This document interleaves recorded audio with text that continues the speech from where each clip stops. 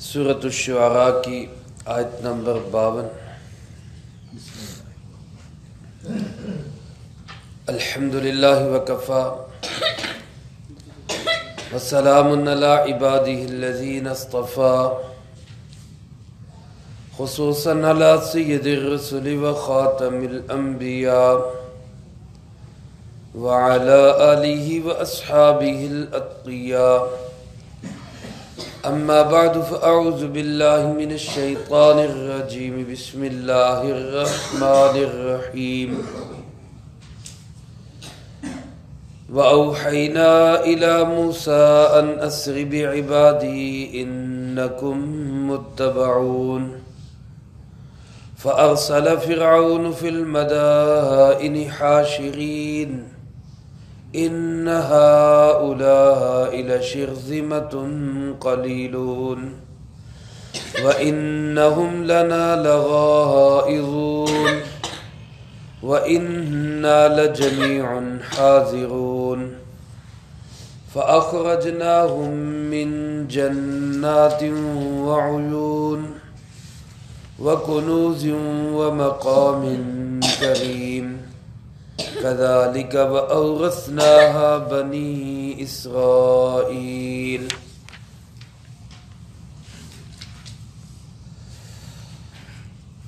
وَأَوْحَيْنَا إِلَى مُوسَى، اور ہم نے وحی بھیجی حضرت موسیٰ علیہ السلام کی طرف، ان اسری بعبادی،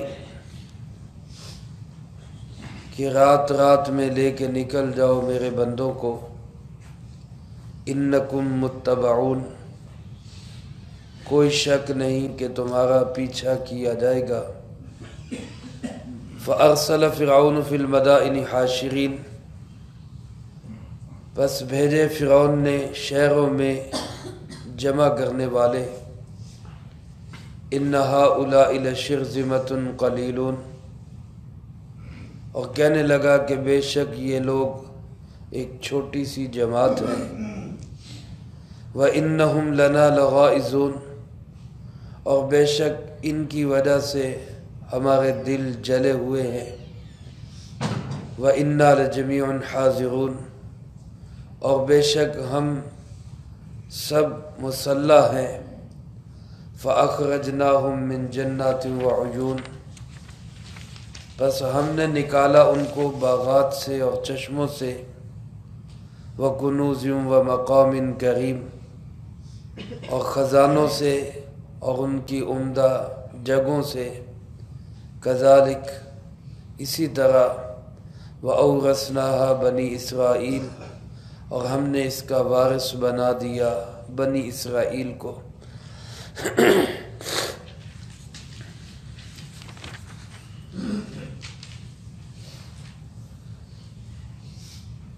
مصر کا بادشاہ فرعون، جس کی بادشاہت میں دو بڑی قومیں آباد تھی، ایک قوم اس کی اپنی جس کو قبطی کہا جاتا تھا، اور ایک قوم جس کو لے کے حضرت یعقوب علیہ السلام مصر میں منتقل ہوئے تھے۔ جب وہ تشریف لائے تھے تو 70-72 افراد تھے۔ اس قوم کو بنی اسرائیل کہا جاتا ہے۔ جس وقت تشریف لائے تو 70-72 افراد کے ساتھ حضرت یوسف علیہ السلام مصر کے حکمران تھے، کیونکہ وہ 70-72 افراد سب ہی اعمال والے، صفات والے، عمدہ اخلاق والے، مضبوط عقائد والے اور نظریے والے تھے۔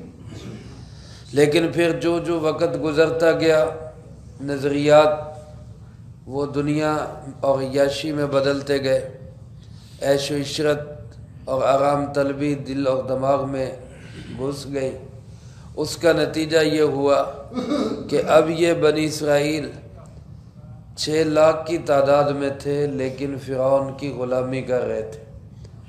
فرعون ان کو اپنی مرضی سے ان سے کام لیتا، کمائی یہ کرتے، کام یہ کرتے، باغات یہ لگاتے، مزدوریاں یہ کرتے، اور سارے کا سارا ٹیکس فرعون کی جیب میں جاتا، اور عیاشیاں فرعون اور اس کی قوم کرتی۔ اللہ پاک نے حضرت موسیٰ اور ہارون علیہ السلام کو طویل عرصے کے بعد اس قوم میں بھیجا، اس قوم کی رہائی کے لیے، اور دوسرا یہ کہ فرعون کو بھی جا کے تبلیغ کرے، شاید وہ بھی مان جائے، لیکن وہ نہ بھی مانے تو کم سے کم اپنی قوم کو رہائی دلوائے۔ حضرت موسیٰ علیہ السلام اور ہارون علیہ السلام فرعون کے دربار میں گئے، وہاں تبلیغ کی، اور جو ان کا مقابلہ ہوا اس کا تذکرہ گزشتہ رکوع میں ہو چکا ہے۔ اس کے بعد تقریباً 40 سال کا عرصہ فرعون کے دربار میں اور فرعون کی حکومت میں ہی حضرت موسیٰ علیہ السلام جد و جہد کرتے رہے۔ میرے محترم دوستو، بعض اوقات ہمارے دل میں بھی خواہش پیدا ہوتی ہے کہ آن کی آن اللہ کی شان ادھر ہم کام اٹھائیں اور ادھر نتیجہ نکل آئے۔ اللہ رب العزت کے ہاں بالخصوص دینی تحریکات اور جو دینی پروگرام ہوتے ہیں ان کا نتیجہ فوری نہیں نکلا کرتا، ایک آزمائش ہوتی ہے، ایک امتحان ہوتا ہے۔ اول تو جو دین کی محنت کرنے والے ہوتے ہیں ان کو پہلے کہا جاتا ہے، تربیت ان کی جاتی ہے کہ نتیجے کو سامنے رکھ کے محنت نہیں کرنی، نتیجے کو سامنے رکھ کے محنت نہیں کرنی۔ ہم ذمہ دار محنت کے بنائے گئے ہیں، نتیجے کے نہیں بنائے گئے۔ اللہ رب العالمین نے اپنے محبوب جناب محمد کریم صلی اللہ علیہ وسلم کو فرمایا، لست علیہم بمسیطر، آپ کو ان کے اوپر ذمہ دار نہیں ہے۔ اللہ پاک نے فرمایا، آپ ان سے فرما دیں، ما انا علیکم بحفیظ ما انا علیکم بوکیل، میں کوئی تمہارا نگران نہیں ہوں، تمہارا ذمہ دار نہیں ہوں۔ لا تسأل عن اصحاب الجحیم، اگر ان میں سے کوئی جہنم میں جاتا ہے تو آپ سے نہیں پوچھا جائے گا یہ جہنم میں کیوں گیا، آپ کے ذمہ کام ہے، محنت ہے، آپ لگن کے ساتھ، تندہی کے ساتھ پورا زور لگا کے وہ محنت کر دے، باقی ہدایت اللہ کے ہاتھ میں۔ وما انت بہاد العمی، آپ اندھوں کو راستہ دکھانے والے نہیں ہیں، راستہ دکھانے والا، ہدایت دینے والا، منزل تک پہنچانے والا کون ہے؟ اللہ رب العالمین۔ حضرت موسیٰ علیہ السلام، ہارون علیہ السلام نے محنت کی اور بظاہر جیت گئے، لیکن جنہوں نے نہیں ماننا تھا نہیں مانے۔ اس کے بعد بھی تقریباً 40 سال کا عرصہ گزرا، 40 سال کا عرصہ گزرا۔ درمیانی واقعات اللہ رب العالمین نے وہ یہاں بیان نہیں کیے، اس لیے کہ قرآن کریم یہ محض کوئی قصے کہانی کی کتاب نہیں، کوئی سٹوری بک نہیں ہے کہ جس میں ایک قصہ شروع سے شروع کیا جائے اور اخیر تک سارے اس کے لوازمات بیان کر دیے جائیں۔ یہ قرآن کریم ایسی کتاب نہیں، یہ بعد میں لوگوں نے قصے کہانیاں بنا لیے، کسی نے یوسف زلیخا بنا لیا، کسی نے ہیر رانجھا بنا لیا، کسی نے اور چیزیں بنا لی۔ یہ قصے کہانیاں اور اس میں پھر مرچ مسالے، یہ قرآن کریم کا کام نہیں ہے۔ قرآن کریم واقعے کو ٹچ کرتا ہے، بیان کرتا ہے مخصوص انداز میں، جتنا سبق کے لیے اہم ہوتا ہے کہ اس سے سبق حاصل کرو، اس سے مقصد اور نتیجہ حاصل کرو کہ مقصد کیا ہے، سبق حاصل کرو۔ تو حضرت موسیٰ علیہ السلام نے بھی 40 سال اس کے بعد محنت کی، اپنی قوم کو بھی سمجھاتے رہے، فرعون کو بھی سمجھاتے رہے، لیکن 40 سالہ محنت میں فرعون کی طرف سے تو 1-2 آدمیوں کے سوا کوئی بھی ایمان نہیں لایا۔ ایک فرعون کی بیوی آسیہ تھی، وہ مسلمان ہوئی، ایک اور شخص جس کا تذکرہ 24ویں پارے میں وہ مسلمان ہوا، اکا دوکا کوئی اور ہوں گے، اس کے علاوہ کسی نے ایمان قبول نہیں کیا۔ خود جو بنی اسرائیل کے لوگ تھے وہ کافی حد تک موسیٰ علیہ السلام کا ساتھ دے رہے تھے، لیکن غلامی نے ان کو بھی اتنا کمزور کر دیا تھا کہ وہ بھی بار بار پھسل جاتے اور ڈر جاتے۔ اور فرعون کی جو حکومت تھی وہ بھی کوئی ایسی آج کل کی حکومتوں کی طرح نہیں تھی کہ جس میں آٹا بھی بند، گیس بھی بند، بجلی بھی بند، قوم بھی پریشان، سب تنگ اور عوام پریشان ہے۔ بڑی اچھی حکمرانی تھی، خوشحالی تھی، باغات تھے، ڈیم تھے اور عوام کو بہت سہولیات حاصل تھی، جس کا تذکرہ اسی رکوع میں اللہ پاک نے فرمایا۔ لیکن اس کے باوجود اللہ پاک یہ چاہتے تھے کہ نظریاتی طور پر بھی اس قوم کو آزاد ہونا چاہیے۔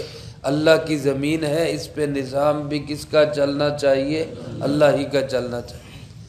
اب اس کے لیے موسیٰ علیہ السلام اور ہارون علیہ السلام جد و جہد کر رہے ہیں، لیکن قوم کبھی ساتھ دیتی، کبھی فرعون کی سزاؤں سے ڈر کے، کیونکہ وہ مخالفین کو سزائیں بھی بڑی سخت دیتا ہے۔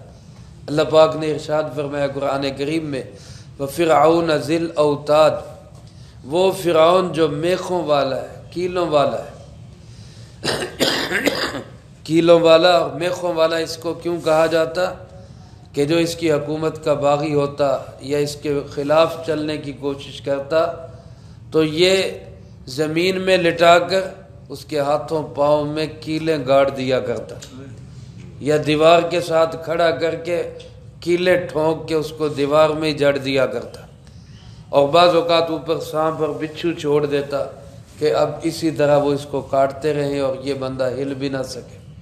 تو سزائیں بھی بڑی سخت تھی، تو کبھی اس کی سزاؤں سے ڈر کے، کبھی اس کی خوشحالی دیکھ کے یہ پھر ہٹ جاتے کہ موسیٰ بس یہی ٹھیک ہے، گزارا کر رہے ہیں، چلنے دو، ہمیں کیا ضرورت پڑی اب نظریاتی طور پہ مضبوط ہو۔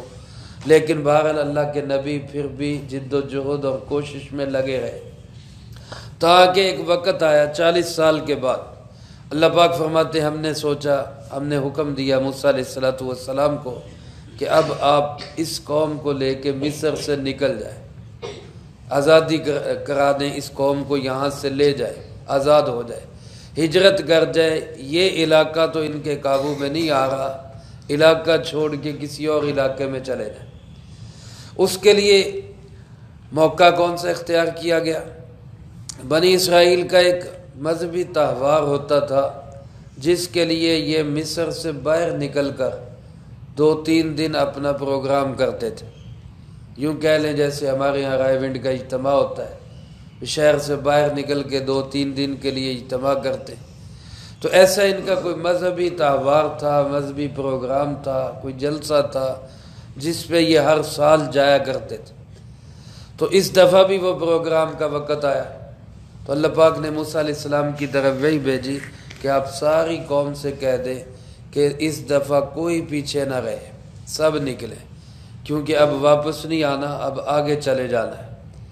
موسیٰ علیہ السلام نے اپنی قوم کے اندر سب کو یہ پیغام پہنچا دیا کہ سب اپنی اپنی تیاری کر کے یہاں سے نکلے، ہم نے آگے جانا ہے۔ کہتے بعض بنی اسرائیلیوں نے قبطیوں سے کچھ زیورات وغیرہ بھی بطور ادھار کے لے لیے، مانگویں طور پر کہ ہم اپنے تہوار میں پہن کے جائیں گے۔ خواتین بھی ساتھ ہوتی تھی، انہوں نے وہ زیورات بھی لے لیے، اور وقت مقرر پر یہ حضرات سب نکلے اس میدان کی طرف۔ فرعونیوں کو پتہ تھا یہ جاتے ہیں، تو لہٰذا انہوں نے روکا نہیں کہ ٹھیک ہے جاؤ، لیکن یہاں تو پروگرام کچھ اور ہی تھا۔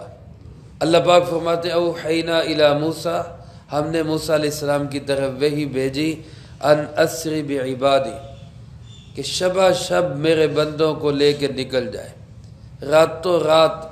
اسرا کا معنی ہوتا ہے رات کے وقت جانا، سبحان الذی اسرا ان اسری بعبادی، میرے بندوں کو لے کے رات و رات میں ہی نکل جائیں۔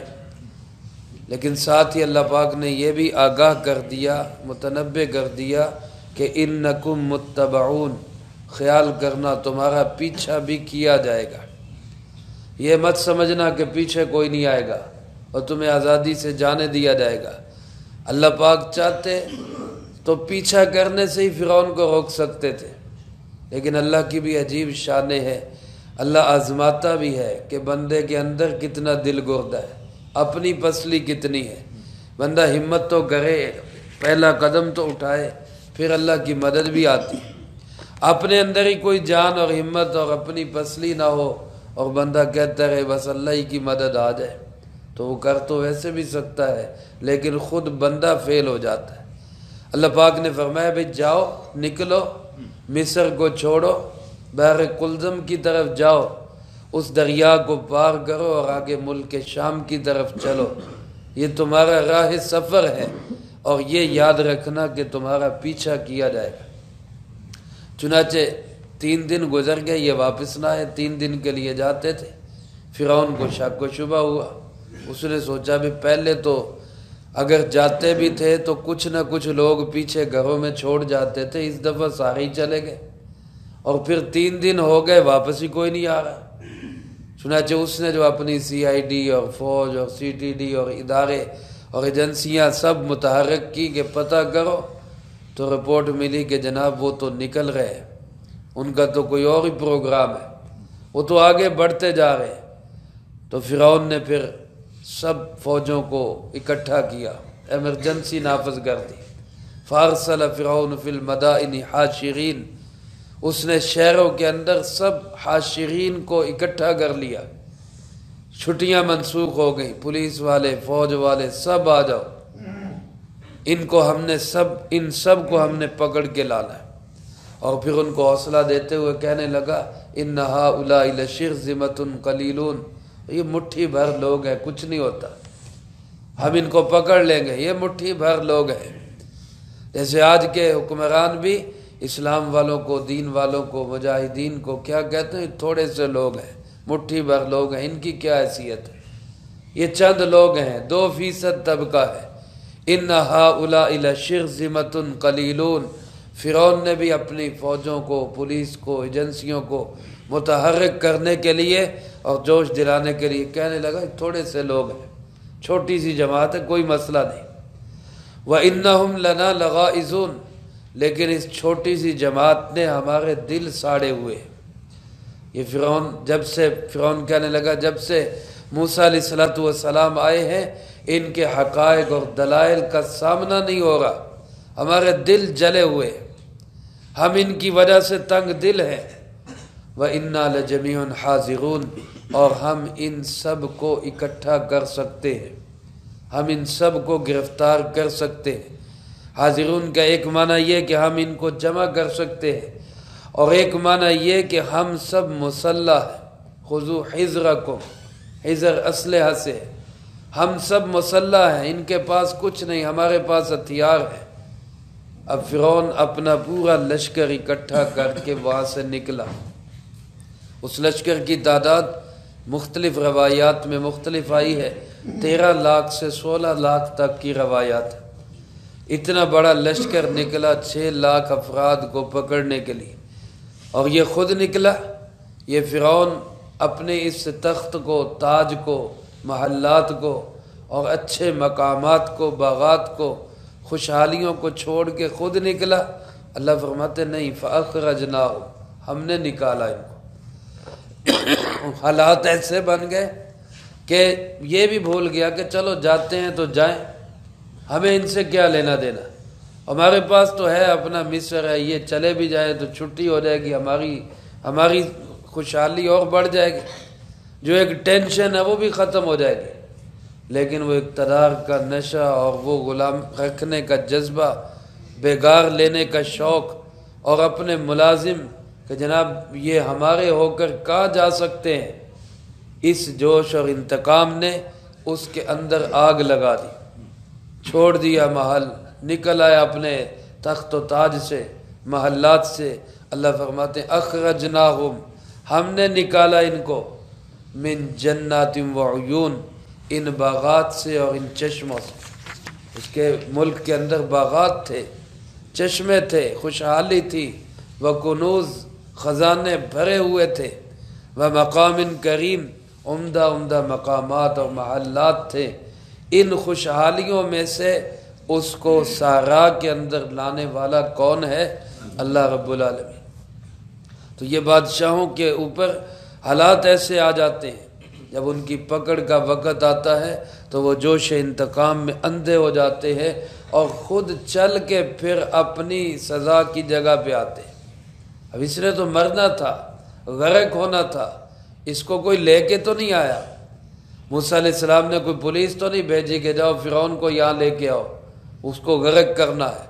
اللہ نے حالات ایسے بنا دیے کہ اللہ کا مجرم خود اپنی موت کی جگہ پہ چل کے آ گیا۔ وکنوز و مقام کریم، اچھے اچھے مقامات اور خزانے چھوڑ کے آ گیا۔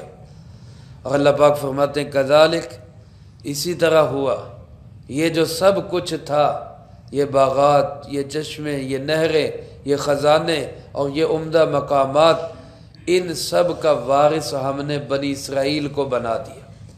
یہ جو سب کچھ فرعون کے پاس تھا، سارے خزانے فرعون کے پاس تھے، سارے محلات فرعون کے پاس تھے، اللہ نے پانسا پلٹا اور ایک دم یہ سب کے سب کس کے پاس چلے گئے؟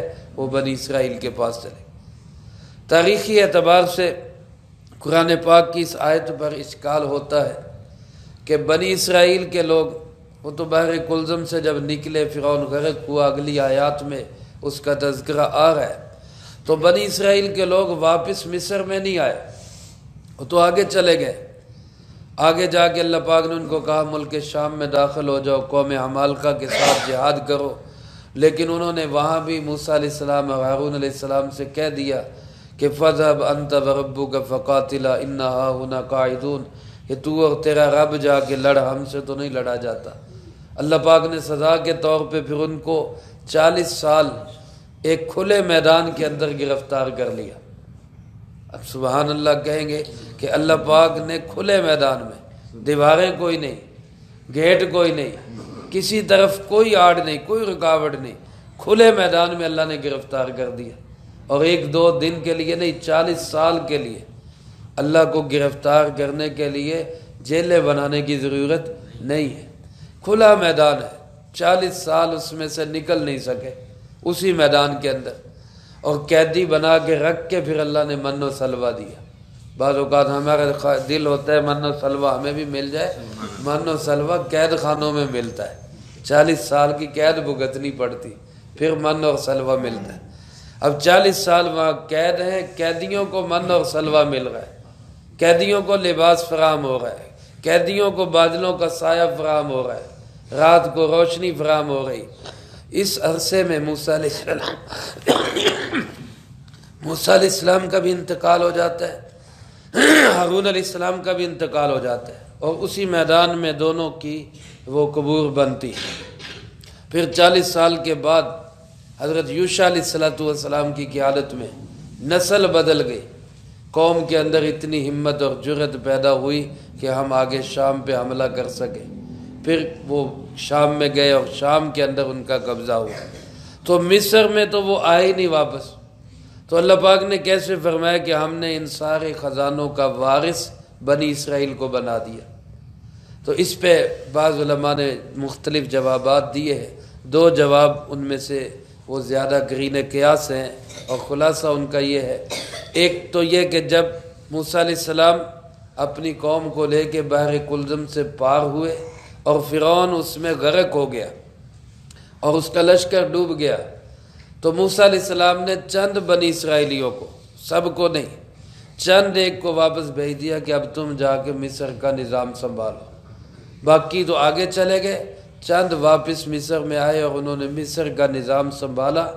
اسی کو اللہ نے فرمایا کہ ہم نے بنی اسرائیل کو مصر کا وارث بنا دیا۔ وہ چند تھے، بہرحال بنی اسرائیل کے ہی تھے۔ اور دوسرے بعض حضرات فرماتے ہیں کہ یہاں یہ تو اللہ نے نہیں فرمایا کہ مصر کے باغوں کا ہی ہم نے وارث بنایا۔ شام میں پہنچ گئے، شام کے اندر ایسی چیزیں، باغات اور ڈیم اور اچھے خوشحالی کے حالات، محلات، یہ سب شام کے اندر اللہ نے بنی اسرائیل کو عطا کر دی۔ ضروری نہیں کہ مصر میں واپس آئے ہوں، آگے چلے گئے، لیکن آگے جا کے جو کچھ فرعون کے پاس تھا وہ سب اللہ نے بنی اسرائیل کو عطا کر دیا۔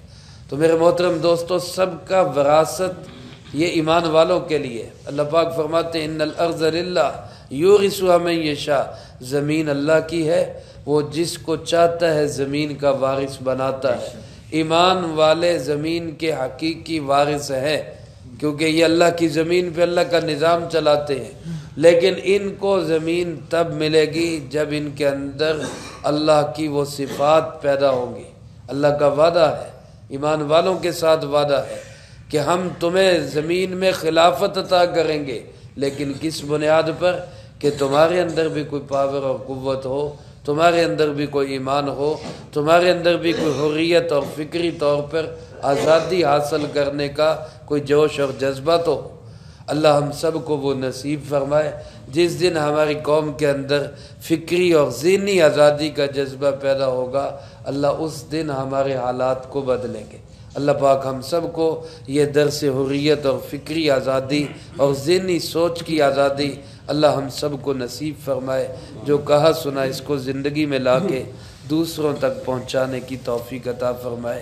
اللہم انت السلام و منک السلام، تبارک ربنا و تعالیت یا ذا الجلال والاکرام۔ اللہم انا علی ذکرک و شکرک و حسن عبادتک۔ اللہم احسن عاقبتنا فی الامور کلها واجرنا من خزی الدنیا وعذاب الآخرہ۔ اللہم باقیتا کباقیت الولید، اللہم استر عوراتنا وآمن روعاتنا۔ اللہم انا نجعلک فی نحورہم ونعوذ بک من شرورہم۔ اللہم اکفنا بحلالک عن حرامک واغننا بفضلک عمن سواک۔ اللہم اکفنا کل مہم من حیث شئت ومن این شئت۔ رب اغفر وارحم وانت خیر الراحمین، رب اغفر وارحم وانت خیر الراحمین، رب ارحمہما کما ربیانی صغیرا۔ ربنا هب لنا من ازواجنا وذریاتنا قرۃ اعین واجعلنا للمتقین اماما۔ ربنا تقبل منا انک انت السمیع العلیم وتب علینا انک انت التواب الرحیم۔ وصلی اللہ علی النبی الکریم وعلی آلہ واصحابہ اجمعین برحمتک یا ارحم۔